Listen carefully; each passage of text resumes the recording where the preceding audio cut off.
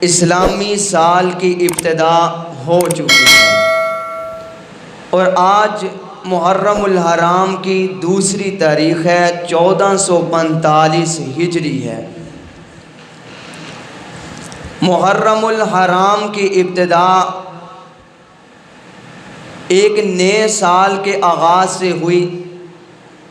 مسلمانوں کے لیے یہ ایک نیا سال شروع ہو چکا ہے اور ذوالحجہ کی آخری تاریخ پر مسلمانوں کے لیے ایک سال کا اختتام ہو چکا ہے۔ تو میرے بھائیوں، محرم الحرام کی ابتدا بھی ہمیں قربانی سے ملی ہے۔ یکم محرم جو کل گزر کر گیا ہے، اس محرم کو سسر حضور علیہ الصلاۃ والسلام کے سسر حضرت علی المرتضیٰ رضی اللہ تعالی عنہ کے داماد، مسلمانوں کے دوسرے خلیفہ سیدنا حضرت عمر بن خطاب رضی اللہ تعالی عنہ کی شہادت یکم محرم کو ہوئی۔ اور اس محرم کے جو ہمیں سال کی ابتدا ہوئی ہے، آخر یہ کس بات کو بنیاد بنا کر اس سال کا آغاز کیا گیا؟ کچھ باتیں ایسی ہوتی ہیں جو ہر وقت آنے کے بعد بتانا ضروری ہوتی ہیں۔ کیوں؟ بڑوں کو تو اس بات کا علم ہوگا، لیکن جو چھوٹے بچے ہیں ان کے ذہنوں میں بھی یہ بات ہونی چاہیے کہ ہمارے سال کی ابتدا کہاں سے ہوئی، کون سا واقعہ اس کی بنیاد بنا، تو پھر اس کو جناب مسلمانوں کا کیلنڈر بنایا گیا۔ تو میرے بھائیوں، حضرت عمر رضی اللہ تعالی عنہ، یہ واقعہ بھی ان کی زندگی میں رونما ہوا ہے۔ حضرت عمر رضی اللہ تعالی عنہ کے پاس ایک فیصلہ آتا ہے۔ اس فیصلے پر لکھا ہوا تھا کہ شعبان کے مہینے کے اندر یہ کام ہوا تھا، یہ پیسے دینے تھے یا لینے تھے۔ اب جناب جس نے جو اپنا فیصلہ مدعی بن کے آیا ہے، وہ کہتا ہے کہ اس بندے نے میرے پیسے نہیں دیے، اگلے شعبان کو دینے تھے، اب وہ تاریخ آ چکی ہے، لیکن وہ بندہ کہتا ہے کہ یہ شعبان پچھلے سال کا تھا۔ تو اس طرح بات سمجھ میں آنی مشکل ہو گئی۔ اسلامی مہینے تو چل رہے تھے، لیکن اسلامی سال اس کی ابھی کوئی بنیاد نہیں تھی۔ اب صحابہ اکرام جمع ہوتے ہیں، بڑے بڑے اکابر صحابہ کو بٹھایا گیا، ایک مجلس لگائی گئی، وہاں پر صحابہ اکرام سے مشورہ ہوتا ہے۔ سیدنا عمر بن خطاب فرماتے ہیں کہ آپ لوگوں کو علم ہوگا، کسی نے اپنا کیلنڈر کی بنیاد بنائی جب ان کو فرعون سے نجات ملی، کسی نے اپنے بنیاد کیلنڈر کی بنائی جب ان کی فصلیں آتی ہیں، کسی نے اپنے بنیاد بنائی جب عیسیٰ علیہ السلام کی ولادت ہوئی۔ لہٰذا مسلمانوں کے لیے بھی ایک اسلامی سال ہونا چاہیے، ایک اسلامی کیلنڈر ہونا چاہیے۔ تو اس کے لیے صحابہ اکرام بیٹھتے ہیں۔ تو صحابہ میں سے کسی نے کہا کہ ہم حضور کی ولادت کو بنیاد بناتے ہیں، کسی نے کہا کہ ہم حضور علیہ الصلاۃ والسلام جس وقت حضور علیہ الصلاۃ والسلام پر پیریشانیاں آئی ہیں ہم اس کو بنیاد بناتے ہیں، کسی نے کہا کہ ہم حضور علیہ الصلاۃ والسلام کی جناب کسی اور واقعے کو بنیاد بنا لیتے ہیں۔ لیکن حضرت عمر بن خطاب نے فرمایا کہ ہم ایسی بات کو نہیں لیں گے جس بات کو اگر ہم لیں تو دوسروں کے ساتھ مشابہت اختیار کر جائے، لہٰذا ہم ایسی بات کو لیں گے جس میں دوسری قوم کے ساتھ ہماری مشابہت نہ ہو۔ تو اب فیصلہ یہ ہوا کہ حضور علیہ الصلاۃ والسلام نے جس دن ہجرت کی، مکہ سے آپ چلے مدینہ منورہ میں پہنچتے ہیں، اس تاریخ کو ایک اسلامی کیلنڈر بنایا گیا، اسلامی سال کی بنیاد بنایا گیا۔ وہ سال کون سا تھا؟ وہ ایک یکم ہجری، جس دن آپ صلی اللہ علیہ وسلم ہجرت کر کے آئے، وہ یہی محرم الحرام کا مہینہ تھا۔ آپ ہجرت کر کے مدینہ میں تشریف لائے ہیں۔ تو میرے بھائیوں، آج میرے نبی کی ہجرت کو 1445 سال گزر چکے ہیں۔ میں نبی کی ہجرت کو 1445 سال گزر چکے ہیں۔ تو آج ہمارے کیلنڈر کی جو ڈیٹ ہے وہ 1445واں سال کا آغاز ہو چکا ہے۔ اور اسی طرح حضرت عمر رضی اللہ تعالی عنہ، پچھلے سے پچھلے جمعہ میں نے بتایا تھا کہ ہم نے اگر کسی کی شہادت کو پڑھنا ہو، لیکن اس سے پہلے اس کی فضائل، اس کے مناقب پڑھنا ضروری ہوتے ہیں۔ آخر وہ انسان کیسا تھا کہ اس کے اندر کون سی ایسی چیزیں پائی جاتی تھیں جس کو نبی علیہ الصلوۃ والسلام نے بیان فرمایا ہے۔ تو میرے بھائیوں، حضرت عمر رضی اللہ تعالی عنہ یہ وہ واحد شخص تھے، یہ وہ واحد صحابی رسول تھے کہ جن کو میرے نبی نے مانگا تھا، جن کو میرے نبی نے مانگا تھا۔ یہ وہ واحد صحابی رسول تھے جو اگر مسلمان نہیں ہوئے تھے اس وقت بھی سخت تھے، جب مسلمان ہوئے تب بھی سخت تھے۔ حضرت عمر رضی اللہ تعالی عنہ، ان کے اسلام لانے کی بنیاد کیا بنی یہ بھی ہمیں سمجھنا ضروری ہے۔ حضرت عمر رضی اللہ تعالی عنہ بڑے بڑے جو آپ صلی اللہ علیہ وسلم کے دشمن تھے، سردار تھے، آپ بھی ان میں سے ایک سردار تھے۔ لیکن آپ صلی اللہ علیہ وسلم جب اپنی دعوت دیتے گئے کفار مکہ نے جناب پوری میٹنگ کی کہ یہ محمد الرسول اللہ کو کسی طریقے سے ختم کیا جائے اور جناب اسلام کا نام ختم ہو جائے گا۔ اب جناب جب کفار تھک گیا، میرے نبی کو تکلیفیں دے کر تھک گئے، میرے نبی کو دھکے دے کر تھک گئے، میرے نبی کو گالیاں دے کر تھک گئے، میرے نبی علیہ الصلوۃ والسلام کے پیچھے بچے لگا کر پتھر برسا کر تھک گئے۔ اب جناب ایک کمیٹی بیٹھتی ہے، بڑے بڑے سردار بیٹھے۔ اب انہوں نے کہا کہ ہم دیکھیں کہ اس پیغمبر کو کیسے خاتمہ کیا جائے۔ اب سارے کے سارے بیٹھ گئے۔ اب وہیں پہ حضرت عمر بھی تشریف فرما تھے۔ اب میٹنگ ہوتی ہے اور شیطان بھی آ گیا، اب اس میٹنگ کے اندر جا کر بیٹھ گیا۔ اب جناب میٹنگ ہوئی، کسی نے کہا کہ جناب حضور علیہ السلام کو ایک کمرے کے اندر بند کر دیا جائے، اس کا کھانا پینا بند کر دیا جائے، یہ نعوذ باللہ بھوکا اور پیاسا رہ کر اس دنیا سے چلا جائے گا۔ کسی نے کہا کہ جناب اس محمد الرسول اللہ کو اس ملک سے نکال دیا جائے، اس شہر سے دور کر دیا جائے تو اس کی دعوت ختم ہو جائے گی۔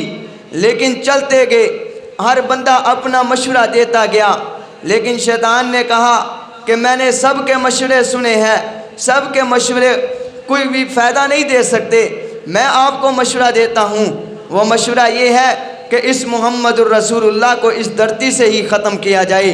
جناب اسی میدان میں حضرت عمر رضی اللہ تعالی عنہ بیٹھے تھے، اپنے گھوڑے پہ سوار ہوئے، ہاتھ میں ننگی تلوار لی اور جناب میرے محمد مصطفیٰ کو نعوذ باللہ ہمیشہ کے لیے ختم کرنے کے لیے جا رہے تھے۔ رستے میں جا رہے ہیں، جاتے جاتے ایک شخص ملا، اس نے کہا عمر آج کہاں جا رہے ہو؟ اور ننگی تلوار ہاتھ میں پکڑی ہوئی ہے۔ حضرت عمر رضی اللہ تعالیٰ عنہ نے فرمایا آج میں محمد مصطفیٰ کو اس دھرتی سے ختم کرنے کے لیے جا رہا ہوں۔ اس نے کہا عمر آپ محمد مصطفیٰ کو ختم کرنے جا رہے ہیں، پہلے اپنے گھر میں جاؤ، تیری بہن بھی اس محمد کا قرآن پڑھ رہی ہے۔ اے عمر تو محمد مصطفیٰ کو دھرتی سے ختم کرنے جا رہا ہے، تیری بہن اس محمد کا قرآن پڑھ رہی ہے۔ اب جناب حضرت عمر رضی اللہ تعالی عنہ وہیں سے اپنے گھوڑے کی لگام کو اپنی بہن کے گھر کی طرف کر لیا۔ حضرت عمر رضی اللہ تعالی عنہ جس وقت اپنی بہن کے گھر کے دروازے پر پہنچے، دستک دی، جناب بہن کا خامد بھی گھر میں قرآن پڑھ رہا ہے، دونوں جناب گھر کے اندر قرآن کی آوازیں آ رہی ہیں. طٰہ ما انزلنا علیک القرآن لتشقی الا تذکرۃ لمن یخشی تنزیلا ممن خلق الارض والسماوات العلی الرحمن علی العرش استوی. جب بہن نے سنا عمر آ گیا، بہن نے کہا دروازہ نہ کھولو، پہلے قرآن کو کہیں اور جگہ پہ رکھ دینے دو، اس لیے کہ کہیں بھائی غصے میں آ کر اس قرآن کی گستاخی نہ کر دے، اس قرآن کو ٹھوکر نہ مار دے. بہن نے قرآن کو اٹھا کر اور جگہ پہ رکھ دیا. دروازہ کھلتا ہے، عمر اندر تشریف لے آئے. توجہ کرنا، عمر آئے، آ کر جناب بہن کو مارنا شروع کر دیا، بہنوئی کو مارنا شروع کر دیا. اتنا مارا کہ بہن لہو لہان ہو گئی. کہا بہن اس قرآن کو چھوڑ دے، اس محمد مصطفیٰ کو چھوڑ دے. بہن نے کہا عمر جس ماں کا دودھ تو نے پیا اس ماں کا دودھ میں نے پیا. اگر تو محمد مصطفیٰ کو پسند نہیں کر سکتا، میں محمد مصطفیٰ کو چھوڑ نہیں سکتی. میں محمد مصطفیٰ کو چھوڑ نہیں سکتی. جب حضرت عمر مار مار کے تھک گئے، اب حضرت عمر نے کہا بہن کیا وجہ ہے، تو میری بات کو تسلیم نہیں کر رہی؟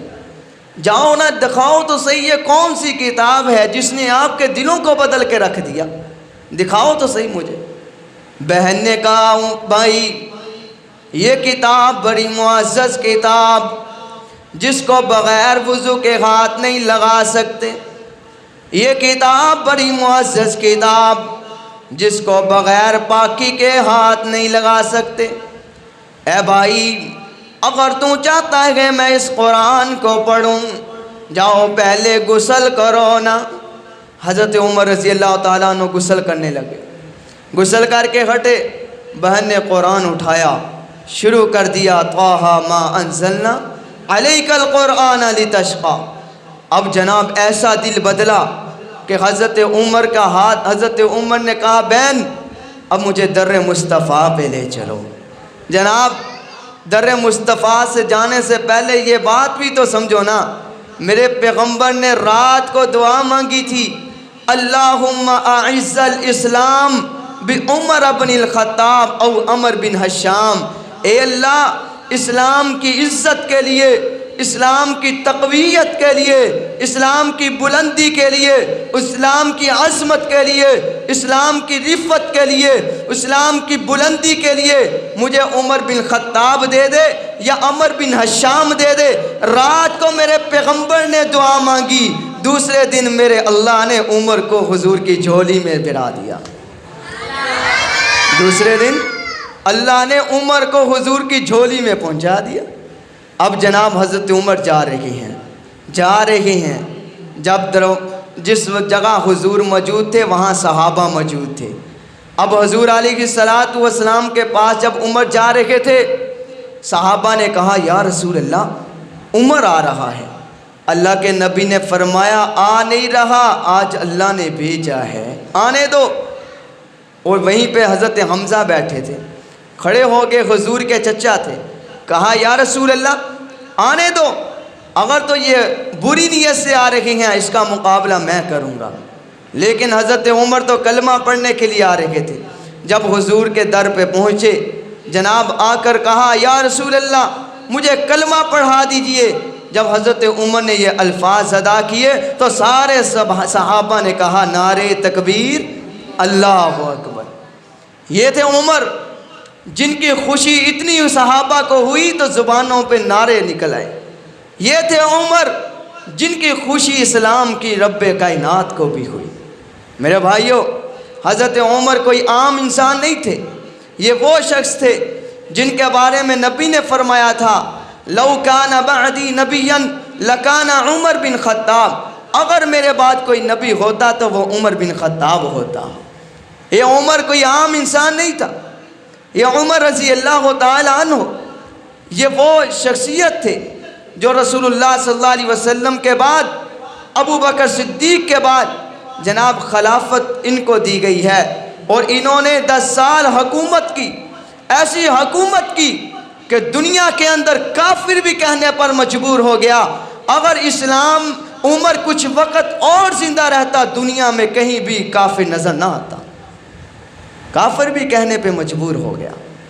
اور حضرت عمر بن خطاب یہ وہ شخصیت تھے، عظیم انسان تھے کہ جناب رات کو گشت کیا کرتے تھے، اپنی زندگی کے اندر رات کو پہرے دیا کرتے تھے، اپنی حکومت کے اندر کہا کرتے تھے اگر کہیں کتا بھی بھوکا مر گیا کل قیامت کے دن رب مجھ سے پوچھے گا۔ ایک دن جا رہے ہیں، بھاگے جا رہے ہیں، گرمی کا موسم ہے، پاؤں پہ جوتا نہیں، سر پہ پگڑی نہیں، آج عمر کیسے پگڑی کے بغیر باہر بھاگے جا رہے ہو؟ کسی نے پوچھا، حضرت عمر نے فرمایا بیت المال کا اونٹ وہ بیت المال سے نکل کر بھاگ گیا۔ وجہ کیا بنی بھاگنے کی؟ کہ جو جناب وہاں پہ سپاہی تھا، جو وہاں پہ پہرے دار تھا، وہ کہیں سو گیا، وہ سویا ہوا تھا۔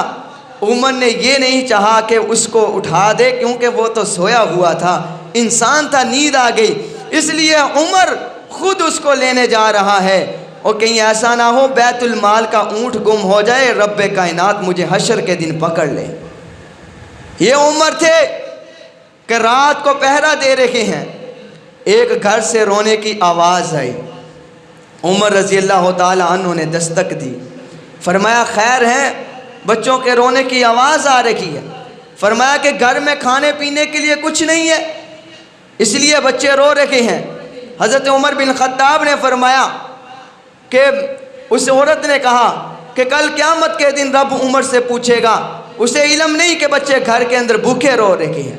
حضرت عمر نے جب یہ بات سنی بھاگے گئے، بیت المال میں گئے، سامان اٹھایا اور غلام نے کہا حضرت مجھے دے، میں اٹھا کر لے کر جاتا ہوں۔ حضرت عمر نے فرمایا کل قیامت کے دن تجھ سے سوال نہیں ہوگا، مجھ سے ہوگا۔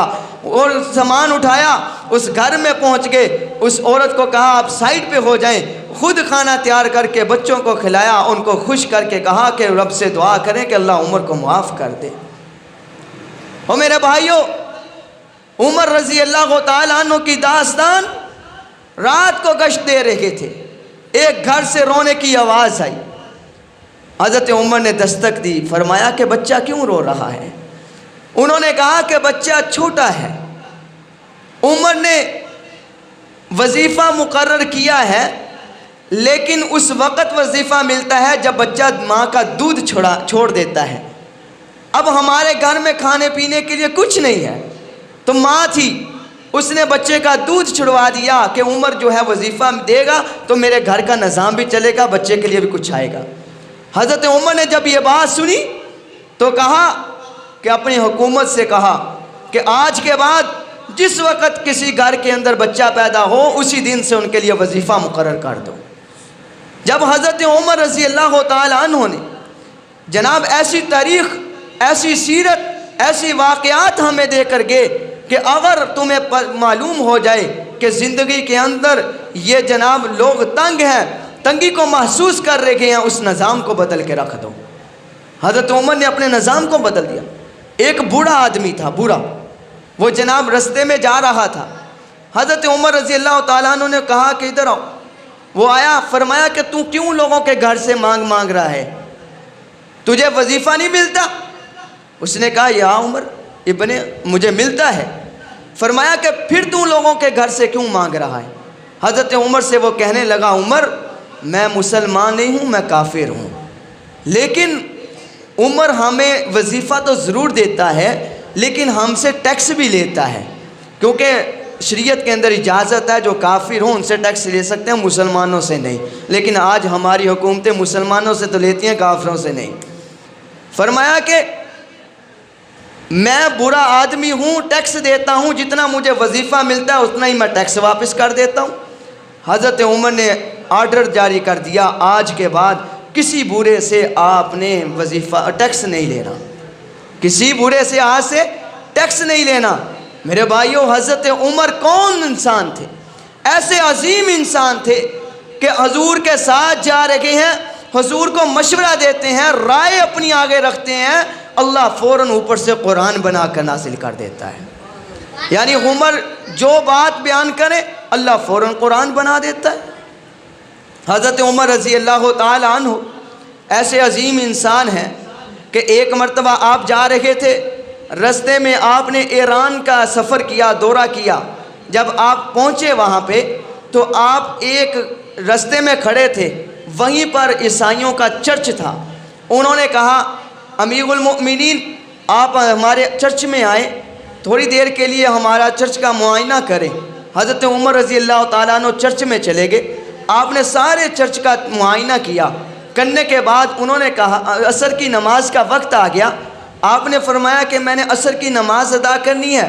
انہوں نے کہا آپ یہاں پہ کر لیں. آپ نے فرمایا یہاں نہیں کر سکتا، یہ پاک جگہ نہیں ہے. انہوں نے کہا کہ ہم نے ایک پاک جگہ بنائی ہوئی ہے کہ وہاں اگر کوئی ایسا انسان آئے تو وہ نماز پڑھ سکتا ہے. حضرت عمر نے فرمایا میں آپ کے چرچ میں نماز نہیں پڑھوں گا، اس لیے کہ کل کوئی ایسا حکمران نہ آ جائے جو آ کر تمہارے چرچ پر قبضہ کر لے اور کہے کہ یہاں عمر نے نماز پڑھی تھی اس لیے یہ چرچ بھی ہمارا ہے، اس لیے کہ یہ چرچ بھی ہمارا ہے. میرے بھائیوں وہ ایسے عظیم انسان تھے، لیکن ان کی جناب رہن سہن کیسا تھا؟ کوئی گارڈ نہیں ساتھ تھا، کوئی پہرے دار نہیں ساتھ ہوتا تھا. وہ عظیم بادشاہ، وہ عظیم انسان اکیلا زمین پہ سویا ہوا نظر آتا ہے. ایک حکمران نے، ایک کیسر روم کے بادشاہ نے اپنا ایک قاصد بھیجا.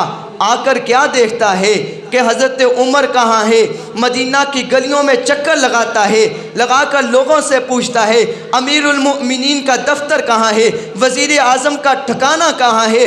لوگ بتاتے ہیں ہمارے وزیر اعظم کا، ہمارے امیر المؤمنین کا کوئی ٹھکانہ نہیں، ان کا ٹھکانہ صرف مسجد ہوا کرتی ہے.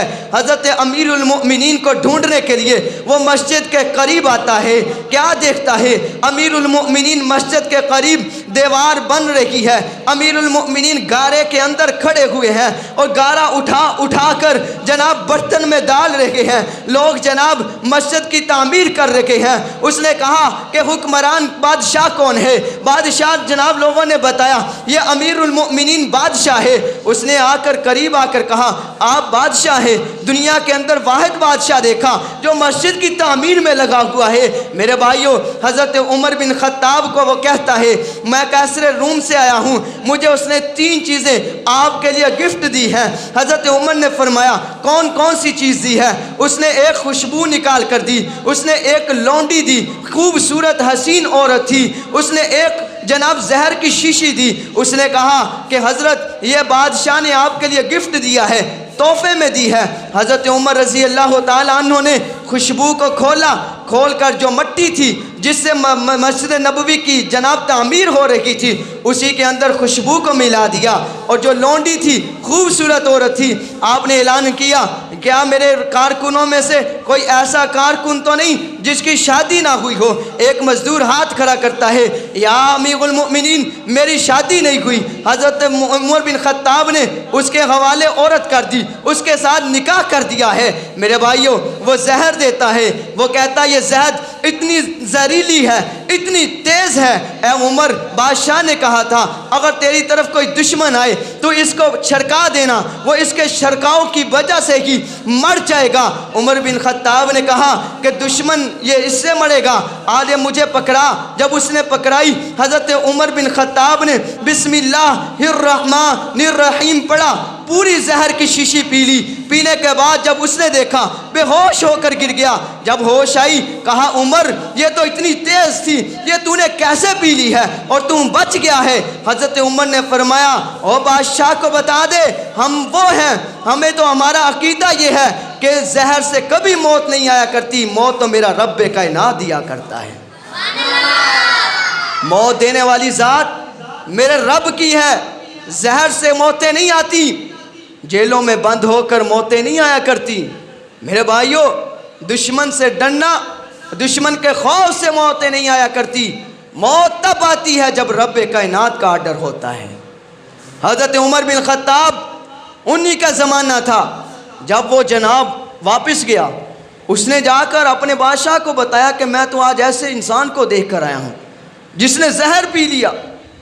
اس نے کہا کہ جناب اب ان کے اب انہوں نے آگے جو جنگ کرنی تھی صحابہ نے، حضرت عمر رضی اللہ تعالیٰ عنہ کی ایک پوری جماعت نے، فوجی دستے نے جانا تھا. انہوں نے کہا کہ اب ان کا حل کیا ہو سکتا ہے؟ انہوں نے کہا، وہ قاصد نے کہا کہ ایک حل میں نے دیکھا ہے، وہ حل یہ ہے کہ اب انہوں نے قادسیہ کے مقام سے گزرنا ہے، وہاں پہ انہوں نے جنگ کرنی ہے. تو آپ ایسے کریں، قادسیہ کا جو رستہ ہے اس رستے 5 میل تک خوبصورت حسین ننگی عورتیں کھڑی کر دی جائیں. یہ مسلمان ہیں، جب یہ ان پر ان کی نظریں جائیں گی ان کے دلوں سے ایمان نکل جائے گا، پھر ان سے لڑنا بھی آسان ہو جائے گا. آج ہمارا دشمن ہم پر کیوں غالب ہے؟ ہمارے دلوں سے ایمان نکل چکا ہے. حضرت عمر بن خطاب کو علم ہوا کہ جناب انہوں نے یہ سوچ اور یہ نظام بنا رکھا ہے. حضرت عمر رضی اللہ تعالیٰ عنہ نے اپنے سارے فوجی دستے کو اکٹھا کیا اور فرمایا قُلْ لِلْمُؤْمِنِينَ يَغُضُّوا مِنْ أَبْصَارِهِمْ.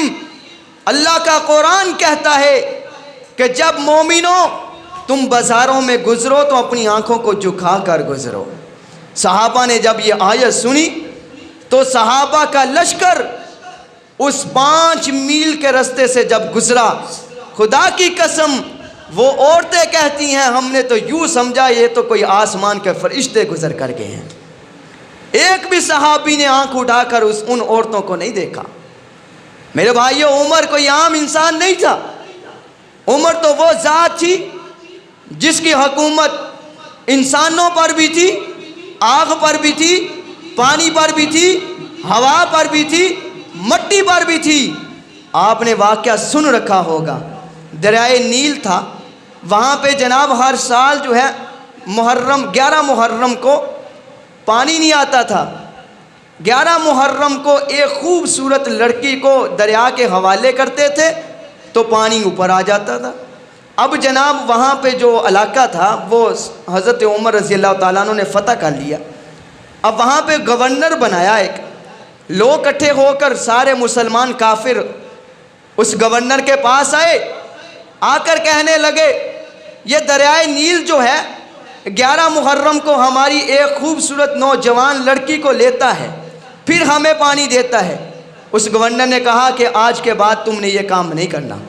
ایک خط لکھا امیر المؤمنین عمر بن خطاب رضی اللہ تعالیٰ عنہ کو، کہا عمر یہ یوں معاملہ ہے. حضرت عمر رضی اللہ تعالیٰ عنہ نے ایک خط دیا، فرمایا کہ یہ خط دریائے نیل میں ڈالنا تمہارا کام ہوگا، وہاں سے پانی کا چشمہ نکالنا میرے رب کا کام ہوگا. صحابہ گئے. اب خط آیا گورنر کے پاس، جناب پورے علاقے میں اعلان ہو گیا. کافروں نے مذاق بنانا شروع کر دیا کہ یہ کیسے ہو سکتا ہے خط کے ذریعے پانی چل پڑے. اب سارے وہاں پہ کھڑے ہو گئے. اس گورنر نے خط کو پانی میں ڈال دیا، اس دریائے نیل میں ڈالا تو اللہ نے پانی کا چشمے جاری کر دیے. وہ آج تک پانی ختم نہیں ہوا. حضرت عمر کی حکومت پانی پر بھی چلتی تھی، آگ پر بھی چلتی تھی. مدینہ منورہ میں آگ آ گئی، اتنی تیز آگ تھی تو حضرت عمر رضی اللہ تعالیٰ عنہ کو کسی نے بتایا کہ مدینہ منورہ کی طرف تیز آگ آ رہی ہے. حضرت عمر رضی اللہ تعالیٰ عنہ کے پاس کپڑا تھا. تمیم داری رضی اللہ تعالیٰ عنہ سے کہا کہ یہ کپڑا لے جاؤ، آگ کے پاس چلے جاؤ، اس کو پیچھے کو ہٹاؤ، وہ واپس چلے جائے گی. حضرت عمر رضی اللہ تعالیٰ عنہ کے یہ صحابی کپڑا لے کر گئے، آگ کی طرف ایسے ہٹانا شروع کیا، آگ واپس چلے گئی. صحابہ بتاتے ہیں حضرت عمر رضی اللہ تعالیٰ عنہ خطبہ دے رہے تھے، آواز دینے لگے کہ جناب پہاڑ کے پیچھے پہاڑ سے نہ ہٹنا، پہاڑ سے نہ ہٹنا. فرمایا کہ ہم نے دیکھا کہ ادھر تو کوئی بھی نہیں ہے، یہ کہاں سے آواز آ رہی ہے، کہاں دے رہے. تو ایک جنگ ہو رہی تھی وہاں پہ، صحابہ اکرام پہاڑ سے ہٹنے لگے تھے تو اللہ نے دکھا دیا عمر بن خطاب کو پیچھے سے دشمن جو ہے صحابہ سے حملہ کرنے لگے تھے. اللہ نے حضرت عمر رضی اللہ تعالیٰ عنہ کے ذریعے سے صحابہ تک آواز پہنچائی کہ پہاڑ سے نہ ہٹنا. وہ صحابہ فرماتے ہیں کہ ہم نے اسی وقت اسی ٹائم یہ آواز ہم تک آئی. پورا 1 مہینے کی مسافت تھی جہاں حضرت عمر کھڑے خطبہ دے رہے تھے. ہوا کے ذریعے اللہ نے وہاں تک آواز پہنچائی. ایک لونڈی تھی، عورت تھی کھڑی ہو کر رونے لگی. حضرت عمر گزر رہے تھے. فرمایا کیوں رو رہے ہو؟ اس نے کہا امیر المؤمنین میں تیل لے کر جا رہی تھی, میری ٹھوکر لگی, تیل جو تھا وہ سارا زمین پر گر گیا, زمین نے اس کو اپنے اندر لے لیا. اب میری جو مالکہ ہے وہ بہت غصے والی ہے, وہ تو مجھے مارے گی. اب تیری زمین نے میرے تیل کو پی لیا. عمر بن خطاب وہیں کھڑے ہو گئے. کہا ہے زمین کیا عمر تجھ پہ انصاف نہیں کرتا؟ اگر عمر تجھ پہ انصاف کرتا ہے اس تیل کو واپس کر دے. میرے بھائیوں چشم فلک نے دیکھا, وہ تیل واپس آیا. اس لونڈی نے لیا, لے کر اپنی مالکہ کے پاس چلے گئی. یہ تب ہوتا ہے جب انسان اپنے آپ کو اللہ اور اس کے رسول کے تابع کر دیتا ہے, پھر دنیا کی ہر چیز اس کے تابع ہو جاتی ہے. تو میرے بھائیوں اس مرد قلندر کو جس کے بارے میں نبی نے کہا کہ اللہ عمر بن خطاب کو بھیج, میرے اسلام کو عزت ملے. آج لوگ میں ہوں, آپ ہیں, مفتی ہے, مولوی ہے, پیر ہے, مرید ہے, ہر بندہ اسلام سے عزت پاتا ہے, لیکن یاد رکھو اسلام نے عمر بن خطاب سے عزت پائی ہے. جب اسلام لائے بیت اللہ کے اندر اجازت نہیں تھی نماز پڑھنے کی, صحابہ اکرام کے ساتھ چل پڑے. یا رسول اللہ بیت اللہ میں آج کے بعد نماز ہوگی. آ کر بیت اللہ کے دروازے پہ کھڑے ہو کر اعلان کیا اگر کوئی کافر اپنی بیویوں کو بیوہ کرنا چاہتا ہے, بچوں کو یتیم کرانا چاہتا ہے, آئے آج میدان کے اندر عمر کا مقابلہ کرے, آج کے بعد بیت اللہ میں نماز ہوگی. میرے بھائیوں آج اگر ہم مسجدوں میں نماز پڑھتے ہیں, بیت اللہ میں نماز پڑھی جاتی ہے, یہ عمر بن خطاب کے واسطے سے پڑھی جاتی ہے. عمر بن خطاب آئے, تالا کھلوایا اور جناب بیت اللہ کی چھت پہ اذان شروع ہوئی. بیت اللہ میں اذان ہو, بیت اللہ میں نماز ہو, بیت المقدس میں تالا کھلوایا تو عمر بن خطاب نے کھلوایا, بیت المقدس میں اذان دی عمر بن خطاب نے دی ہے. میرے بھائیوں یہ ایسے پیغمبر کے نبی کے ساتھی تھے, جب حکومت تھی رات کو گشت کر رہے تھے, ایک گھر سے آواز سنی کہ ماں اور بیٹی کے درمیان مکالمہ ہوتا ہے. ماں کہتی ہے دودھ میں پانی ڈال دے, بچی کہتی ہے ماں جی نہیں ڈالنا, عمر بن خطاب کو علم ہو جائے گا, ہمیں نہیں چھوڑے گا. لیکن ماں نے کہا عمر کون سا یہاں پہ ہے؟ اس نے کہا امی عمر نہیں دیکھ رہا, لیکن عمر کا خدا تو دیکھ رہا ہے. حضرت عمر نے ساری داستان سن لی, اسی مکان پہ نشانی لگا دی, جناب گھر تشریف لے آئے, صبح نماز پڑھی, اس گھر میں چلے گئے, جا کر دستک دی اور باہر سے ماں نکلتی ہے. اسے کہا کہ جناب تیری بیٹی نے رات یوں گفتگو کی تھی, مجھے اتنی پسند آئی ہے, اب میں اپنے بیٹے عاصم کا نکاح اس بیٹی سے کرتا ہوں. اس بیٹے اور بیٹی کا نکاح ہوتا ہے, ان سے جو بچہ پیدا ہوتا ہے اسے عمر بن عبدالعزیز کہا جاتا ہے. حضرت عمر بن خطاب حضور کے سسر تھے, حضور کے گھر میں ان کی بیٹی تھی. حضور جناب دھلا بن کر عمر بن خطاب کے گھر میں آئے, عمر بن خطاب دھلا بن کر علی کے گھر میں گئے ہیں. حضرت علی کی بیٹی کا نام سید ام کلثوم تھا, انہوں نے اپنی بیٹی کا نکاح عمر بن خطاب سے کیا تھا. میرے بھائیوں عمر بن خطاب بھی اعلیٰ تھے, حضور بھی اعلیٰ تھے, علی المرتضیٰ بھی اعلیٰ تھے. علی کے گھر میں حضور کی بیٹی تھی, حضور کے گھر میں عمر کی بیٹی تھی, عمر کے گھر میں علی کی بیٹی تھی. اللہ نے ایسا نظام بنا دیا. آج لوگ کہتے ہیں عمر تو 2 نمبر تھا, عمر فلاں تھا, عمر فلاں تھا. میں کہتا ہوں ساری باتیں چھوڑ دے, ہم مدینہ منورہ میں چلتے ہیں, روضہ رسول پہ چلتے ہیں, جا کر پوچھتے ہیں اے اللہ کے نبی عمر کیسا تھا؟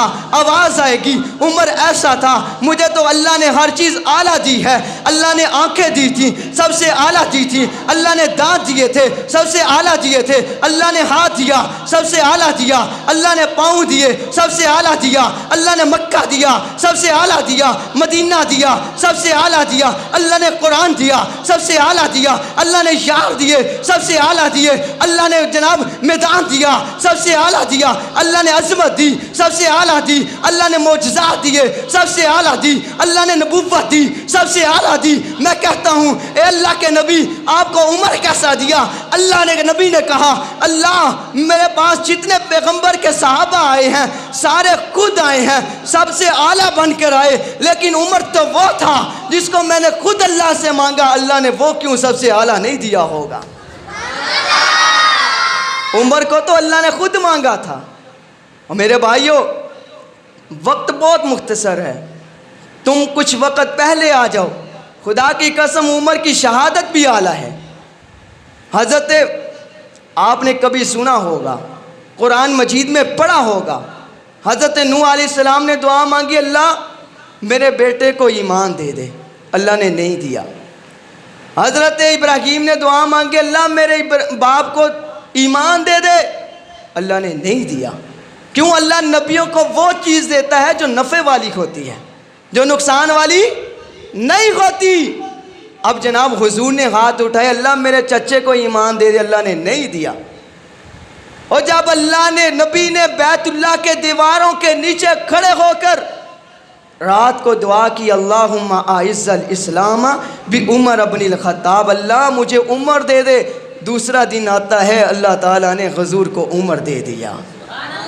تو میرے بھائیوں اس عمر کو شہید کیا گیا، اس کی داستان انشاءاللہ اگلے جمعے میں، اور سیدنا امام حسین کی داستان اگلے جمعے میں بیان ہوگی۔ آپ کوشش کریں انشاءاللہ وقت پر آئیں، اللہ تعالیٰ ہمیں عمل کرنے کی توفیق عطا فرمائے۔